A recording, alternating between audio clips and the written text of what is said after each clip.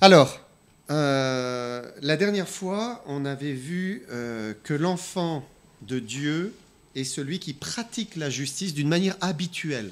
Ça devient une habitude dans sa vie parce qu'il a reçu le Saint-Esprit, il est né de Dieu. Et Jean va nous donner une deuxième caractéristique qui révèle si la personne est réellement née de nouveau. Mais avant cela, eh bien, on va lire tout le passage. Donc c'est 1 Jean chapitre 3, verset 10 jusqu'au verset 18. C'est par là que se font reconnaître les enfants de Dieu et les enfants du diable. Quiconque ne pratique pas la justice n'est pas de Dieu, ni celui qui n'aime pas son frère.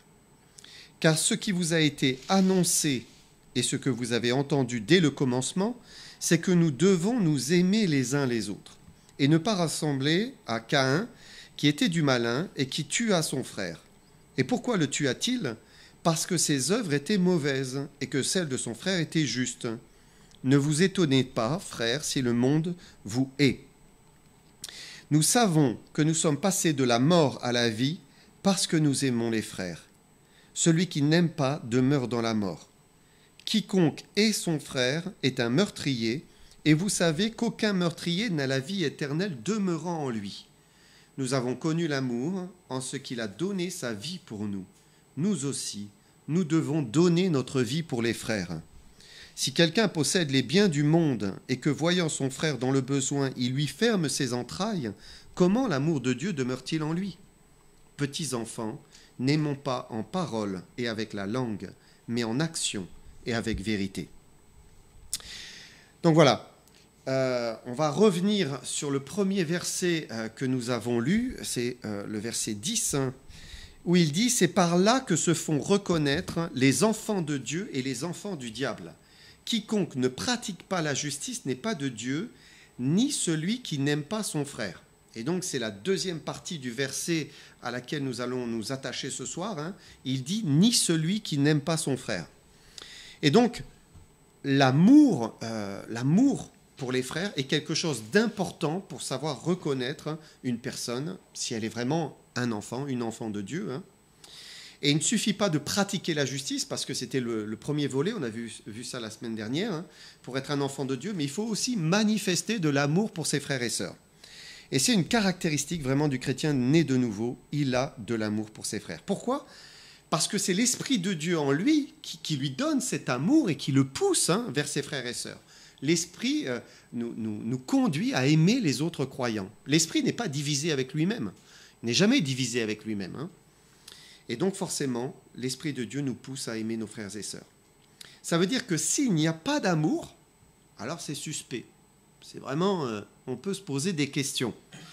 Quelqu'un qui n'aime pas les frères, qui n'aime pas l'Église, qui n'aime pas ceux qui ont reçu le Saint-Esprit, on se dit il n'est probablement pas né de nouveau, c'est évident. C'est un indice quand même très très fort que cette personne n'est probablement pas à Christ. Et en disant cela, Jean va non seulement révéler, donner un indice pour savoir qui n'est pas de Dieu, mais il adresse aussi un message aux chrétiens, parce que malheureusement, il est... ça arrive aussi, c'est fréquent, qu'un enfant de Dieu manque d'amour pour son frère, manque d'amour pour sa sœur, donc c'est aussi quelque chose qui nous parle, et il nous exhorte sans cesse à aimer, aimer, aimer, toujours aimer.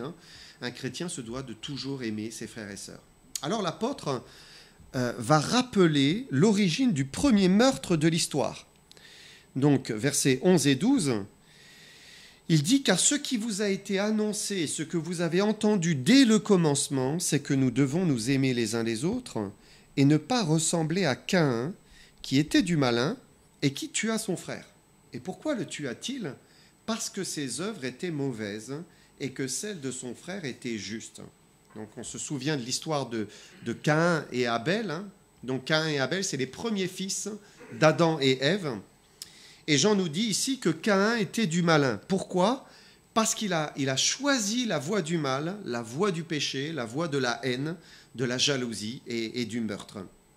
Et donc l'histoire commence avec Caïn qui veut faire une offrande à Dieu, offrir quelque chose au Seigneur, et il va offrir le fruit de son travail, le fruit de son labeur, parce qu'il est agriculteur. Donc voilà, il a travaillé, il a retourné la terre, il a planté, il a arrosé, et puis il a moissonné les fruits. Tout ça, c'est son travail. Il l'offre à l'Éternel. Et là, Dieu n'agrée pas son offrande. Dieu ne reçoit pas son offrande. Et puis par contre, Abel, qui lui était éleveur, va offrir les premiers-nés de son troupeau. Il les offre en sacrifice. Et là, l'Éternel porte un regard favorable sur Abel et sur son offrande. Alors Caïn ne comprend pas, il s'emporte, il est en colère, et Dieu lui parle en lui disant de ne pas s'irriter, de ne pas mal agir, au contraire de relever sa tête et de faire le bon choix, de bien agir pour bien faire. Et il faut comprendre la signification de ces offrandes. Abel, il représente l'homme qui va s'approcher de Dieu avec un sacrifice animal, un sacrifice sanglant. Et on a là, derrière le sacrifice, une image du sacrifice de Jésus-Christ, l'agneau de Dieu. Et ça, c'est ce qui plaît à Dieu. Que l'homme vienne à lui par la foi, par le sacrifice. Simplement, il croit que cette offrande est agréable à Dieu. Tandis que Caïn, il représente l'homme qui va s'approcher de Dieu par ses efforts, par ses œuvres, par son travail. En fait, il veut gagner la faveur de Dieu par ses œuvres. Et il pense qu'il mérite la faveur de Dieu parce que il donne tout cela, il fait cette offrande. Mais on ne peut pas s'approcher de Dieu par nos œuvres. Pourquoi ? Parce que nous sommes coupables. Nous sommes des pécheurs, de fait. Et même nos plus belles œuvres, elles sont entachées, elles sont souillées par le péché. Et le bien que l'on fait n'efface jamais le mal que l'on a fait. On ne peut pas faire du bien en se disant, comme ça, Dieu passera au-dessus du mal que j'ai fait. Non, ça ne fonctionne pas, ça ne marche pas. Et souvent, le bien que l'on fait peut générer aussi de l'orgueil. On commence à penser que l'on mérite, parce que j'ai fait ceci, j'ai fait cela, et petit à petit, on se gonfle. Et c'est pour cela que l'apôtre Paul a écrit dans Éphésiens, il a dit, Éphésiens 2, 8 et 9, « C'est par la grâce que vous êtes sauvés, par le moyen de la foi. Et cela ne vient pas de vous, c'est le don de Dieu. Ce n'est point par les œuvres, afin que personne ne se glorifie. » Donc il dit, le salut, c'est par la grâce, c'est gracieux, c'est un cadeau, c'est par la foi. La foi, c'est le moyen de s'approprier, de recevoir ce salut.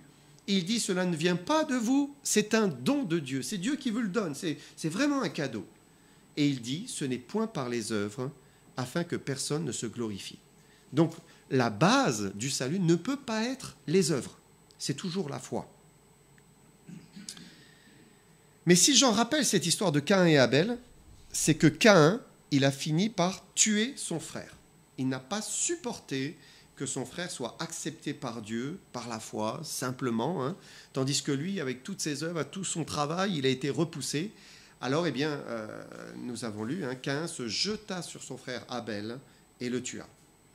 Et Jean dit, mais pourquoi le tua-t-il ?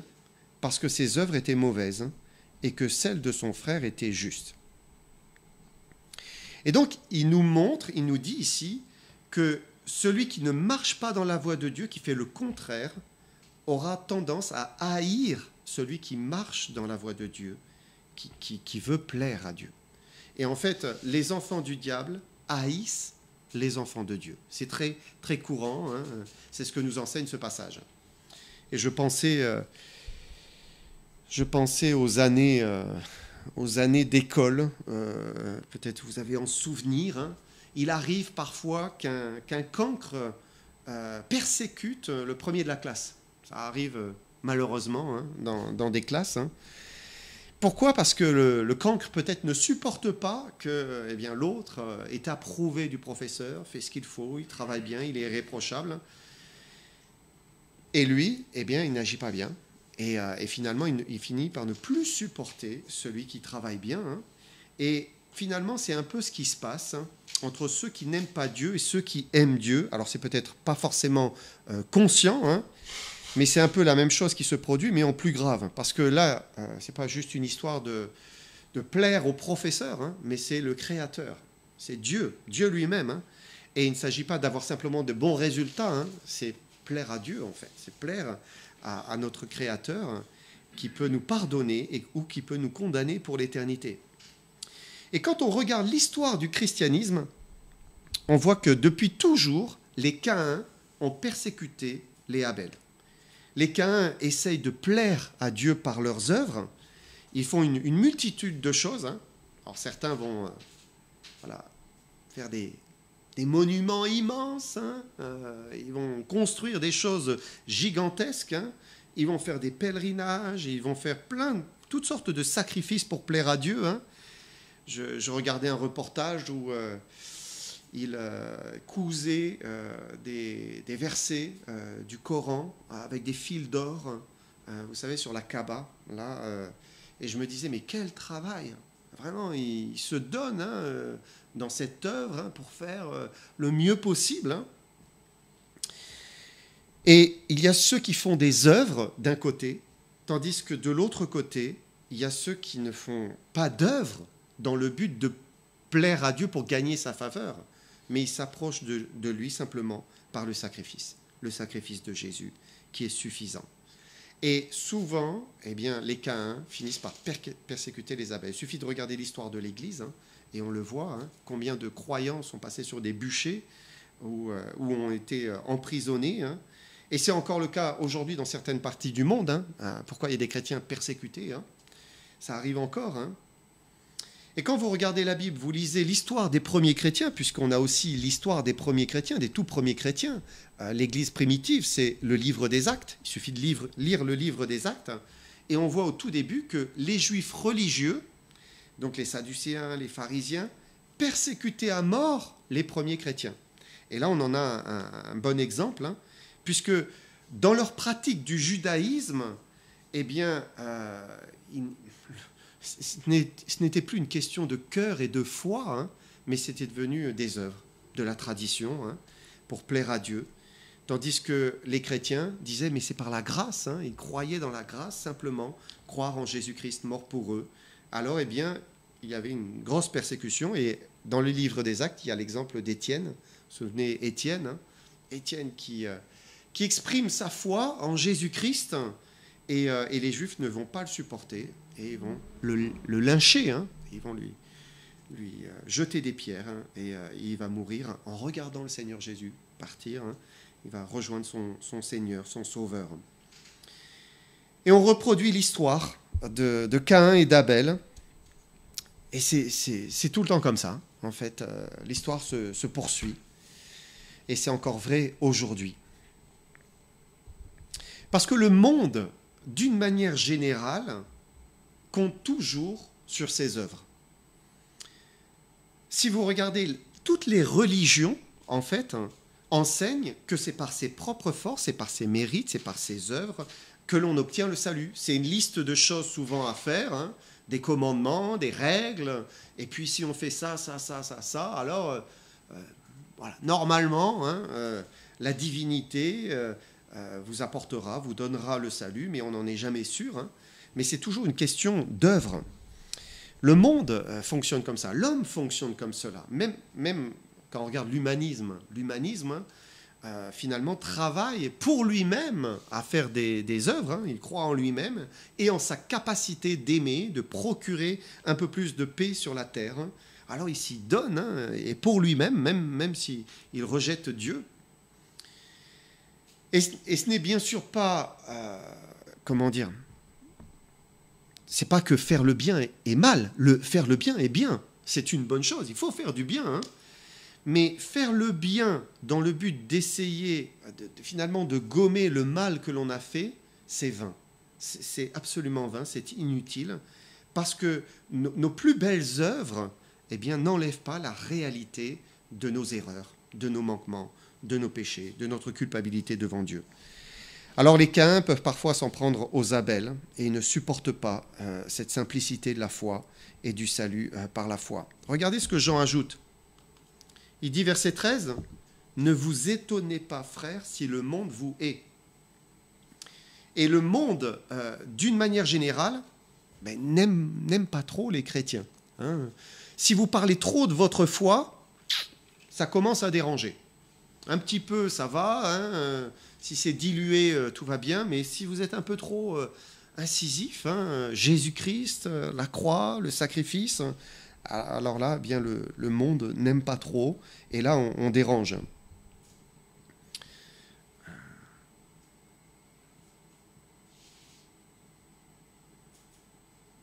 Et le monde peut nous haïr, il peut nous détester. Caïn n'a pas beaucoup réfléchi pour tuer son frère, hein, parce que Abel représentait la vérité, il représentait la manière de s'approcher de Dieu avec simplicité, avec humilité. Il s'est abaissé, il a fait le sacrifice. Hein, et il faut savoir que Abel et Caïn avaient reçu cela d'Adam et Ève, parce que quand Adam et Ève ont chuté, eh bien c'est Dieu lui-même qui a fait un sacrifice. Il a tué un agneau et il les a revêtus de peau de bête. Et donc, on avait déjà l'image du sacrifice de Jésus-Christ et du vêtement qui est donné par Dieu. Il nous couvre de sa justice. Donc, Adam et Ève avaient déjà expliqué à leurs enfants, Caïn et Abel, l'importance du sacrifice. Et Abel n'a fait que perpétuer ce qu'il savait, ce qu'il avait appris de ses parents. Et donc, il s'approchait de Dieu en disant, mais simplement, voilà, je ne suis rien, mais mon Dieu, accepte-moi par ce sacrifice. Et il y a une différence entre l'enfant de Dieu et celui qui ne l'est pas. La différence, c'est l'amour. Le chrétien aime les frères, tandis que le monde sans Dieu ne va pas aimer les frères. Et pour discerner qui est né de nouveau, eh bien, il faut regarder, est-ce qu'il y a de l'amour ? Est-ce qu'il y a un amour pour l'Église, un amour pour les frères ? Regardez ce que dit Jean. Nous savons que nous sommes passés de la mort à la vie parce que nous aimons les frères. Celui qui n'aime pas demeure dans la mort. C'est très fort, hein ? L'amour que Dieu met dans nos cœurs, il dit c'est une preuve de votre réelle conversion à Jésus-Christ. Les chrétiens à qui Jean s'adresse doutaient, on en a déjà parlé, ils doutaient beaucoup, alors il leur dit, si vous aimez les frères, si vous aimez l'Église, si vous êtes poussés vers eux, c'est la preuve que vous êtes de Dieu, que le Saint-Esprit est en vous, vous êtes passés de la mort à la vie. Parce que l'amour pour les frères, cela vient de Dieu. C'est comme des aimants, en fait. Ceux qui sont à Jésus-Christ sont attirés par les autres qui sont à Jésus-Christ, et c'est un besoin, Dieu met ce besoin dans notre cœur d'être ensemble, en famille, c'est la famille de Dieu. Et même s'il arrive que des chrétiens, parfois, tombent, s'écartent, s'éloignent, souvent à cause du péché, de la tentation, si Christ habite en eux, à un moment, ils se repentent, ils reviennent au Seigneur et vont de nouveau chercher les frères et sœurs, une église, la communion, parce que c'est le plan de Dieu, il met lui-même l'amour pour les frères. Et au contraire, si quelqu'un s'écarte, il s'éloigne, et n'a pas du tout envie de passer du temps avec les enfants de Dieu, alors, Jean dit, il n'est pas né de Dieu, puisqu'il dit, celui qui n'aime pas demeure dans la mort. Qu'est-ce que ça veut dire, demeurer dans la mort ? Ce sont des personnes qui sont vivantes, mais il dit, elles demeurent dans la mort. Pourquoi ? Parce que ces personnes sont mortes spirituellement. Dieu considère comme morts ceux qui ne sont pas en lui, qui ne sont pas en communion avec lui. Dieu est la vie. Dieu est la vie, et celui qui est en communion avec Dieu, il est vivant, parce qu'il est en communion avec Dieu, et l'Esprit de Dieu lui est donné en abondance, tandis que celui qui n'a pas la communion avec Dieu, il est séparé, il est spirituellement mort, il est coupé de la vie qui est en Dieu. Donc il vit physiquement, mais spirituellement, il est séparé du Créateur.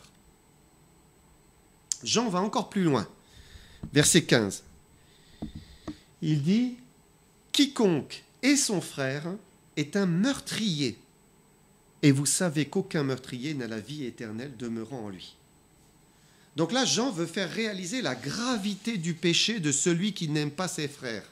Il dit « c'est un meurtrier », parce qu'il a la haine. Et la haine, c'est la racine du meurtre. Et le meurtrier, c'est celui qui transgresse la loi de Dieu. Dieu a dit, tu ne tueras point. Et donc, il dit, mais il n'a pas la vie éternelle. Il n'a pas la vie éternelle qui demeure en lui. Et derrière ce verbe de demeurer, ben, c'est toujours la communion avec Dieu. Hein. Ne pas avoir la vie éternelle demeurant en soi, c'est être coupé de la communion avec Dieu. Donc, l'amour pour les frères, c'est vraiment un indice très fort qui montre si une personne est née de Dieu ou si elle ne l'est pas. Alors, ce n'est pas le seul. On avait vu la dernière fois, il y a la pratique de la justice d'une manière habituelle. Il y a ici l'amour pour les frères. Et puis, il y a encore d'autres éléments. On va en voir d'autres aussi dans l'Épître. Maintenant, Jean ne fait pas qu'aider les enfants de Dieu à avoir du discernement pour savoir, qui est né de Dieu et qui ne l'est pas. En même temps, il secoue ses frères et sœurs. Il les secoue avec cette épître. Vous vous souvenez, au 2e chapitre, il avait dit « Celui qui est son frère est dans les ténèbres ». Donc, celui qui est son frère, voilà, parfois ça peut arriver, un chrétien tombe, il a de la haine, du ressentiment, eh bien il dit « Il est dans les ténèbres ». C'est fini, il ne voit plus clair, parce qu'il est coupé de la communion dans cet instant. Il est toujours au Seigneur, il est sauvé, mais coupé de la communion avec le Seigneur, il devient aveugle. Et il reprend ici un peu le même sujet en allant un petit peu plus loin, en disant attention, parce que la haine, c'est la racine du meurtre, et Dieu ne peut pas se plaire en quelqu'un qui n'a pas de bons sentiments vis-à-vis de ses frères et sœurs. Et malheureusement, ça arrive dans l'Église, parce qu'on est des hommes. Et même si Jésus-Christ nous sauve, on a toujours des faiblesses, on est toujours en progrès, on est en chantier, on est en train de progresser avec Jésus-Christ, mais on n'est pas encore parfait. Alors ça veut dire que parfois, nous tombons, et ça, ça peut provoquer des dissensions finalement entre frères et sœurs. C'est un manque d'égard vis-à-vis de quelqu'un d'autre. Ça va être une parole maladroite, un manque de prévenance de l'un envers l'autre, ou bien simplement la nature humaine. Parce que des fois, la nature humaine, elle se manifeste et ça nous irrite. On s'irrite facilement. Et très vite, les frères en Christ, pourtant en Jésus-Christ, peuvent parfois avoir des problèmes, se diviser les uns les autres. Et c'est là qu'il faut se souvenir de ce que Jean dit. Il dit, attention, ne pas aimer, c'est le contraire de Dieu qui est amour. C'est le contraire. Dieu aime et Dieu nous demande d'aimer. Et on n'a pas le choix. Nous devons aimer. Alors, si on vit quelque chose comme cela, il n'y a plus qu'à se mettre à genoux et supplier Dieu de nous délivrer de nous-mêmes et de nous redonner cet amour, ce pardon, cette grâce qui est en Jésus-Christ. Et regardez, il va plus loin encore. Verset 16. « Nous avons connu l'amour en ce qu'il a donné sa vie pour nous. Nous aussi, nous devons donner notre vie pour les frères. » Jésus a offert sa vie en sacrifice par amour pour nous. Donc, il nous a montré la voie de l'amour et il nous demande de passer par la même voie. Et même s'il ne nous demande pas de mourir sur une croix, il nous demande de perdre et de donner pour les frères. Et donner sa vie, c'est beaucoup. Donner sa vie, c'est le maximum en fait. C'est le maximum que l'on puisse donner. Il n'y a pas de plus grand don. Jésus a donné le maximum. Il a donné sa vie. Il a offert sa vie. Et nous en avons été au bénéfice. Par sa mort sur la croix, nous avons le pardon, nous avons la vie éternelle. Alors Dieu nous dit, comme une chose normale, il dit, mais vous aussi, donnez votre vie. Et donner sa vie, pour nous, c'est pas mourir physiquement, forcément, mais c'est renoncer à soi, renoncer à sa vie, à vivre égoïstement. Dans la pratique, ça amène à faire des sacrifices pour les frères, pour les sœurs. On va renoncer à soi, renoncer à son bien-être, à son temps. On va donner. Et normalement, ce n'est pas difficile, parce que dans le Seigneur, c'est avec joie, c'est parce qu'on aime. Prendre, c'est facile. Prendre, c'est facile. Mais donner, c'est autre chose. Et aimer, il dit, c'est donner. On donne sa vie. Et puis on donne aussi, parfois matériellement. C'est ce que Jean dit. Donc versets 17 et 18. Il dit, si quelqu'un possède les biens du monde et que voyant son frère dans le besoin, il lui ferme ses entrailles, comment l'amour de Dieu demeure-t-il en lui ? petits enfants, n'aimons pas en parole et avec la langue, mais en action et avec vérité. Et donc il dit que l'amour se traduit par des actions. L'amour est toujours pratique. Si donner sa vie, c'est le maximum, donner ses biens, ce qu'on possède, c'est plutôt le minimum. C'est quand on possède, bien sûr. Hein. Il dit, si quelqu'un possède, voilà, il a tout ce qu'il faut, et il n'arrive pas à donner un peu pour aider ses frères, c'est le minimum, puisque le maximum, ce serait donner sa vie plutôt. Et celui qui possède et qui n'est pas prêt à donner à celui qui est dans le besoin, eh bien, il dit, il n'a pas d'amour en fait. Il manque d'amour, il n'a pas d'amour en lui. Et Jean veut leur rappeler que dans le corps de Christ, dans l'Église, il ne peut pas y avoir de frères qui sont méprisés, rejetés, défavorisés, voilà, qu'on laisse de côté dans le besoin. Ce n'est pas possible. Alors aujourd'hui, on est dans une société, en tout cas ici en France, hein, où c'est l'État qui prend en charge beaucoup les besoins des personnes pauvres. Hein. On a les aides sociales, mais il faut se remettre dans le contexte de l'époque. À l'époque, ce qui prévalait, c'était l'entraide entre citoyens, l'entraide entre frères. Hein. On devait prendre soin des veuves, prendre soin des orphelins, sinon ils mouraient, hein. Ils n'avaient pas de quoi vivre. Hein. Et s'il n'y avait pas cet amour, cette générosité primaire, eh bien, c'était terrible. C'était terrible. Et Jean leur dit, l'amour, il se voit par des actions pratiques, concrètes, des sacrifices du quotidien. Il nous faut aimer comme Dieu nous le demande. Et on peut relever qu'il dit qu'il faut aimer en action et avec vérité. Parce qu'on peut très bien aimer en action, mais sans vérité. On ne peut pas aimer en vérité sans action. Ça, je crois que ce n'est pas possible. Quand on aime en vérité, c'est toujours avec les actions. Parce qu'on est vrai, hein, on aime sincèrement, alors, eh bien, ça s'enchaîne. Hein. Les actions viennent de fait, naturellement. Par contre, on peut aimer en action et pas en vérité.